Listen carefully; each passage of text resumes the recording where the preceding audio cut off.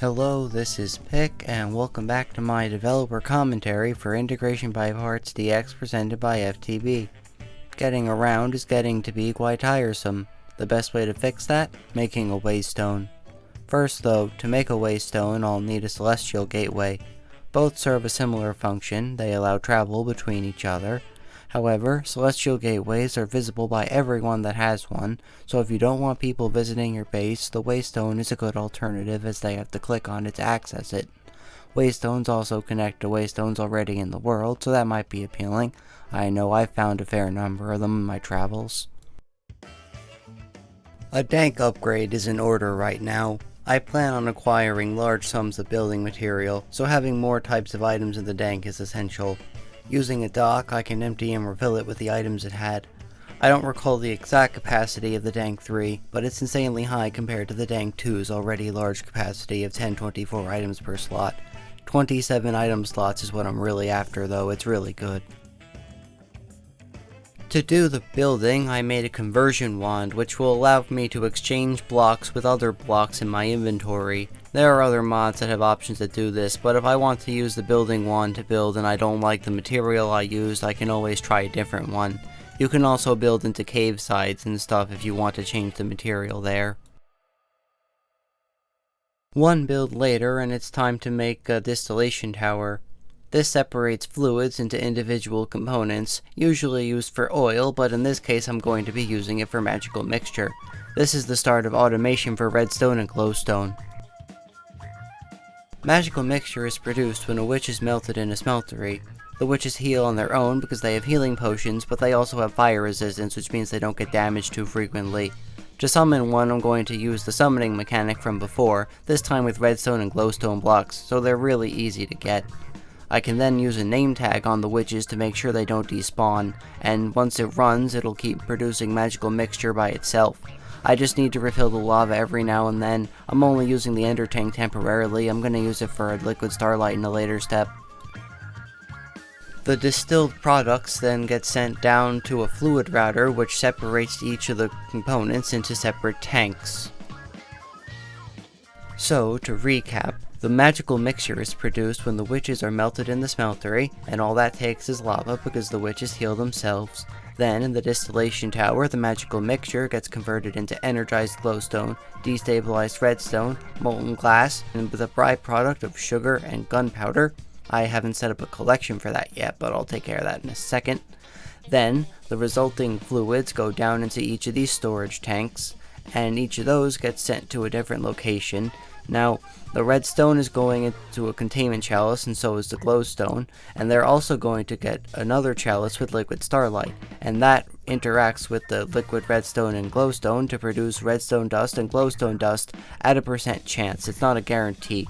And so, those components then get sent down to the bottom, which is what the redstone and glowstone we want out of the system is. Now, with that out of the way, let's start working toward the moon, shall we? To get to the moon, we're going to need a compressor first, which takes ingots and makes them into compressed forms. Not that difficult. Then I'll grab some oil so that I can refine it into rocket fuel. Not very difficult to find, just look for the giant geysers in ocean biomes. The refinery just needs a bit of power to start converting oil into fuel. After making a spacesuit, I can fill it up with oxygen in the oxygen loader. You'll need to fill the oxygen loader with water so that it turns it into the oxygen you'll be breathing when you go into space.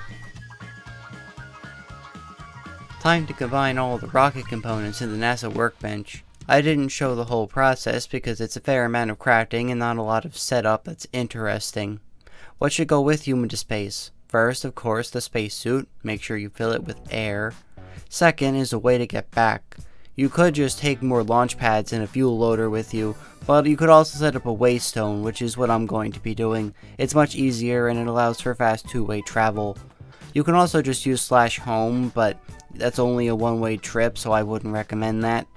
It also takes a decent chunk of time to blast off in the rocket, so I wouldn't recommend doing round trips like that either. I'm bringing a quarry with me because there's some stuff in the ground that I want to mine up, and some solar panels since that's the only place you can place them down. They were quest rewards, and they'll make enough power to keep the quarry running at a slow but steady speed, because I'm starting so far down in the world instead of starting up at Y100 to mine 9 chunks. It's not going to take too long to do the mining. You might also want a way to transport entities like some monster balls and some general gear. A Rod of the Plentiful Mantle might be useful, you'll see that later though. Looks like the Phantoms miss me that much they want to follow me all the way into the 500s. After holding space to slow down, I'll look at my surroundings and see that, well, it's nighttime, which means no solar energy for right in this minute. I do see some star crawlers. Those are those weird plus looking guys. They drop diamonds in case you want to farm them. I'm looking mainly though for the moon village, which has moon aliens and they trade for things using Enderium coins. The ore of interest down here is Desh. You can tell it apart because it's very streaky and orange, but not the kind of orange the cheese ore is, which is more splotchy. And of course it doesn't glow like the moon glowstone ore. It's not that hard to find, and it's actually pretty plentiful. Now that I have Desh, the next major goal is going to be thermal expansion machines. Just to show off a little bit of moon villager trading, here's an introductory trade. Now it's time to make speed gears for those machine frames. Speed gears are composed of Invar gears and energized speed potions. This means that I need nether wart, so a harvester will make a decently sized farm for that. Immersive Engineering's mixers are the earliest form of auto brewing, and while they have a decent footprint, they're not too bad to set up. Just make sure you filter the output with the fluid router. In case you ever need to get a bucket for a fluid router, normally you can just use JEI, but for stuff like potions it's not there, so you're going to have to get a bucket from a tank and just do it that way. Now I've added a bottler to the line, which will take the potions and put them inside glass bottles. I need a new setup for crystallized oil, but it shouldn't be too different from the one I have upstairs. I did decide to use a fluid outlet this time though instead of a fluid placer. This is a special thing from Immersive Engineering that simply places a fluid in the world if you bump into it. You can disable sides by right clicking on them with an engineer's hammer, and then a tank outputting right into it will work. Okay, system overview time. So first, of course, there's the nether wart farm. That's making the nether wart, which goes into the first mixer, which is being filled with nether wart and water from a sink, which makes infinite water, and that gets converted into awkward potion, which gets filtered out and sent to the next mixer, which mixes with sugar, which comes from the distillation tower, making sugar from a magical mixture, among other stuff. Then all that comes down into this bottler, which makes speed potion out of the liquid speed potion bottles. Then that gets put into a crate, and that gets dispensed into a pool of crystallized oil, which turns that into energized speed potion, and that goes into this other bottler, which allows Invar gears to get filled with the speed potion and create speed gears.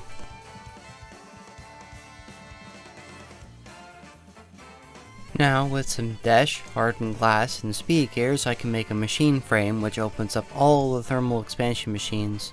Of course they'll need some empowered ingots and stuff automated, but by the end of the episode I want to open into refined storage, so there will be a lot of automation happening. Of course we have all the automation we've done already, but that's a type of automatic automation as opposed to manual automation like refined storage, where you request things to be produced for you. Now I can make some more basic thermal expansion machines so I can move towards the crafting core. With how widespread my base is, I think I can make some travel anchors. Shift right click with an empty hand to go between them. Most thermal machines require a bit of rubber to craft, so I'm going to need to extract some latex from a jungle tree. Make sure you only use one of the small trees though, the big ones don't work. Just put 2 arboreal extractors in front of it and then pipe it out. The first machine on the list is going to be the induction smelter. This will phase out the super alloyer as they make all of the same things, except the induction smelter can make some more things as well.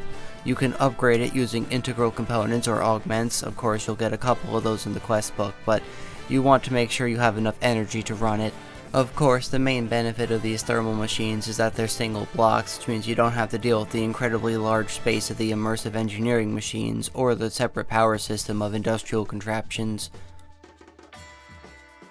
I think it's about time I focused on ore processing again. I'm going to need a much larger supply of materials, so to get that going I'm going to require both a compact machine and some ender chests. Unfortunately, the compact machines don't seem to input energy, so I'm going to have to get creative about how to fill it with it. Ender chests effectively run on a password which has 3 colors. If the colors match, the inventories are connected. This means that you can have any of, say, yellow, yellow, yellow connect to another yellow, yellow, yellow. If you're playing multiplayer, you can lock it with the diamonds so that only you can access it. I need blazing crystals, so I'll need some blazing blood. This means I'm going to set up a smeltery in the nether real quick to get a small amount. I'll be automating it later using other methods, but for right now this is easy and quick. This is something I'll call wireless power at home. So since we don't have flux networks yet or anything of that nature, I'm going to need to make some batteries that go into the ender chest so I can access them wherever I want, like the ender chest. This means that I will use pretty pipes to pump empty batteries out of the chest and into the energy cell to charge them, and then only extract full batteries. This can be accomplished using some extraction modules and some NBT data filters. This means that the durability of the battery will matter and it'll only send things that have the full or empty status. 800 RF per tick is pretty good, but let's bump that number up, shall we? Using a speed gearbox, I can increase the amount of power output of the liquid fuel generator by 1.5 times. This means that it'll be producing 1200 RF per tick instead of 800. I'll be upgrading this again later with a singular torsion gearbox to upgrade that to 1800. There we are, much better. If I opted to make gearboxes earlier, I would have been using the regular speed gearbox for longer, but because I made it now and I have access to the thermal machines for Enderium, it's a simple upgrade and I don't really have to think about it anymore. 1800 RF per tick is very good for this stage in the game. This is going to be a compact machine for ore tripling. To get inside, just right click on it with a personal shrinking device. Then I'm going to place down the pulverizer, which we've already made, a redstone furnace, which I just made, and the ore washer, which is a multi-block designed to triple or quadruple your ores depending on what you're washing with. I don't have enough petroleum yet to really get that going, or any at all actually, so for right now tripling will have to do, but I'll get on quadrupling some other time. Item input and output is fairly straightforward, as you can just use tunnels. Tunnels connect to the outside faces of the machine, and you can only have one tunnel connecting to one side at a given time. To set one up, you'll have to set the right side on it, so the blue square is either going to be on the top for north, bottom for south, left or west, right for east, the top diagonal for the top, and the bottom diagonal for the bottom. That sounds like a lot, but it's pretty simple and straightforward. You can just input items into one of the sides and it'll connect to that tunnel. Now I need to set up the inverse of the system I had before. This time I'm going to be extracting full batteries and inputting empty batteries. It's pretty easy to do, as I just have to pipe into this energy discharger, which will take the batteries and empty them and has an internal storage buffer like an energy cell. Then that can just get taken out using whatever wires you want. I use immersive engineering wires because they're pretty easy to set up. I put some tin ore on the inside, and now out come the tin ingots. I also took the liberty of moving some routing nodes over so that this is exporting into the system like the other one. Auto crafting is now very simple and easy, as I can make sequential fabricators. This is like the assembler, but for only one recipe, but much smaller. That way I can just make recipes for something like rubber from latex, which accepts latex as the ingredient, and a bucket, but you don't need a bucket now because you can just pump the fluid in. The salt's rods can be converted into powder at a much higher efficiency if thrown through the pulverizer. This is going to be important for petroleum dust. To utilize that, I'll need a magma crucible and a fluid encapsulator. I dug a straight hole down to bedrock and put tectonic explosives about every 10 blocks of the way. Then, linking them all to the remote detonator, I can set the detonator to detonate and it will explode them all at once. This is a very fast way of doing mining, but as you can see, it kinda kills the game. Just a little bit of game killing lag. But it does end up being way faster than quarrying, so if you can deal with it or you just want to do one at a time, it's actually not that bad of an idea. Maybe refrain from using them on servers though.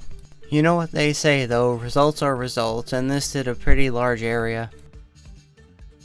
With a bunch of black iron, lumium, and some other materials, it's time to finally make the crafting core.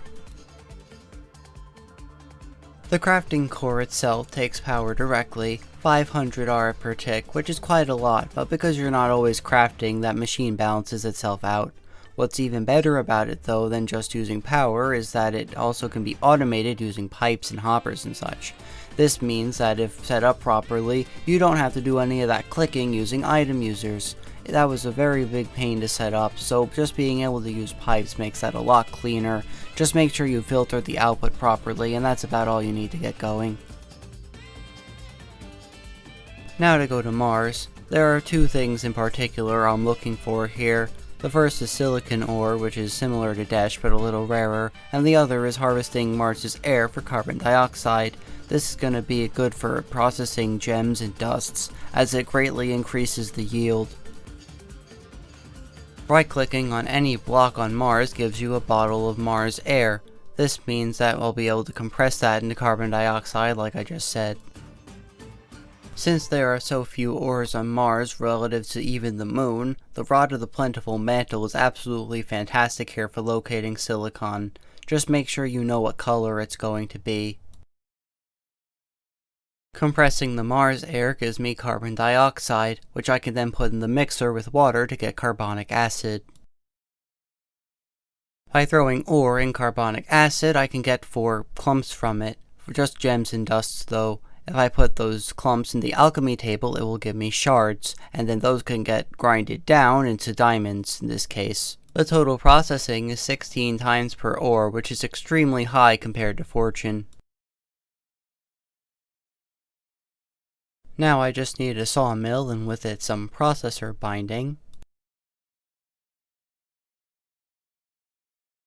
And with those ingredients put into the processor cutter, I can finally get an advanced processor for refined storage. This means I'm capable of making the controller as well, and I'll be picking up on refined storage in the next episode. And while I'd end the episode there, I happened to notice an eclipse going on while I was making the controller. This means that in the following night, the constellation of Heraldrium will appear. This is a very useful one, as in the ritual pedestal it will increase the tick rate of a given area. I would definitely hold on to an attuned crystal, especially one with high ritual effect stats. So, next episode we'll get started with refined storage. This has been Pick, I'm glad to have seen you, and I hope to see you again.